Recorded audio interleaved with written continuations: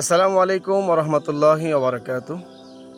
দেশ ও প্রবাসে যে যেখান থেকে দেখছেন সকলকে জানাচ্ছি আন্তরিক শুভেচ্ছা ও মুবারকবাদ। আশা করি সকলে ভালো আছেন।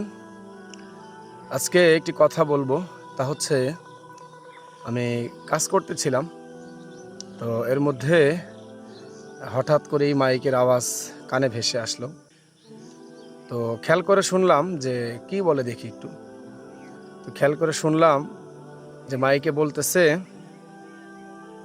যে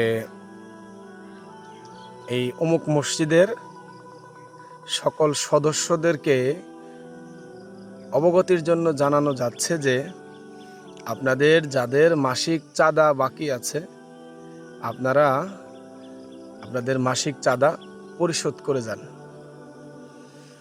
তো একবার না কয়েকবার শুনলাম। আসলাম এজন্য যে আমরা আসলে কোন পর্যায়ে গিয়েছি। একটা গ্রামের মসজিদে ইমামের বেতন ৫ থেকে ১০,০০০ টাকা সর্বোচ্চ। গ্রামের মসজিদের ইমামের বেতন বড়জোর ৫ থেকে ১০,০০০ টাকা। তো এই ১০,০০০ টাকা বেতন, আর সাধারণত মসজিদের সামাজিক মসজিদের যে ঘর হিসাব করা হয় যে এই মসজিদের আওতায় কত ঘর, দেখা যায় যে ১০০, ২০০, ৩০০, ৪০০, ৫০০ ঘরও আছে। মানে এমন মসজিদও আছে যে ওই মসজিদের আন্ডারে ৫০০ ঘর, মানে ৫০০ ঘরের মানুষ ওই মসজিদে নামাজ আদায় করতে যায়। তো সবাই যায় না, তো হিসাব আর কি। তো আমার প্রশ্ন হলো, যদি ১০০ ঘর হয়, তো সেক্ষেত্রে যদি ১০০ টাকা করে চাঁদা ধরা হয়, তাহলে ১০,০০০ টাকা হয়ে যায়। যে ব্যক্তি ভ্যান চালায়, রিক্সা চালায়, দিন মজুর, আমার মনে হয় উনিও মাসে ১৫ থেকে ২০,০০০ টাকা ইনকাম করে। তো যার ১৫ থেকে ২০,০০০ টাকা ইনকাম মাসিক, তো তিনিও ১০০ টাকা তার জন্য দেওয়াটা কিন্তু তেমন কোনো কষ্টের বিষয় না। আজকাল ২-৪ জন বন্ধু বান্ধব নিয়ে দোকানে চা খেতে বসলে ১-২০০ টাকা শেষ হয়ে যায়, কিন্তু মাসিক বেতন, ইমামের বেতন ১০০ টাকা, এটা দেওয়ার মতো আমাদের সেই মানসিকতা নাই। আফসোস। তো এই জন্য আপনাদের সাথে শেয়ার করলাম যে আসুন আমরা পরিবর্তন আনি। আমি মাসে ৫০ টাকা বা ১০০ টাকা চাঁদা দিই, সেটা আমাকে মাইক দিয়ে বলতে হয়।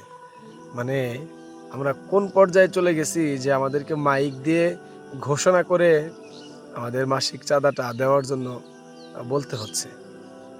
এই জন্য আসুন আমরা পরিবর্তন আনি, পরিবর্তন হই, ভালো কিছুর আমাদের উপকারে আসবে।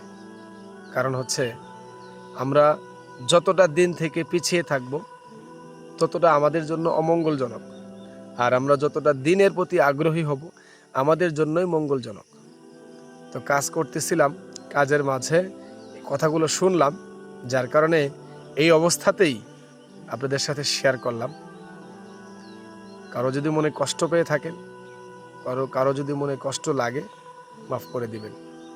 তবে বিষয়গুলো একটু ভাববার বিষয় যে কুরবানি আসলে অনেক মসজিদের আওতায় দেখা যায় সামাজিক যে কুরবানির গোশত বন্টন হয়। তো তখন গোশত বন্টনের সময় খাতার মধ্যে লেখা থাকে যে কার কয় মাসের বেতন বাকি মসজিদের ইমামের। তো সেটা পরিশোধ করার পরে তাকে গোশত দেওয়া হয়। আমি নিজে চোখে দেখেছি। তো এটা খুবই দুঃখজনক, খুবই লজ্জাজনক বিষয় যে আমার সন্তান বা আমার কেউ কোনো প্রতিনিধি গোশত আনতে গিয়েছে, অথচ আমার মাসিক ইমামের বেতন বাকি আছে। তো তাকে শুনিয়ে দেওয়া হলো যে অমুকের তো এত টাকা বাকি আছে। এতগুলো মানুষের সামনে এভাবে প্রকাশ হলো। বিষয়টা কেমন না? মাসে ৫০ টাকা, ১০০ টাকা করে আমরা দিই, এটাও যদি বাকি থাকে, তাহলে ইমাম সাহেব চলবে কিভাবে ভাই? আসুন না একটু পরিবর্তন হয়। ভালো থাকুন সবাই। আসসালামু আলাইকুম ওয়া রাহমাতুল্লাহ।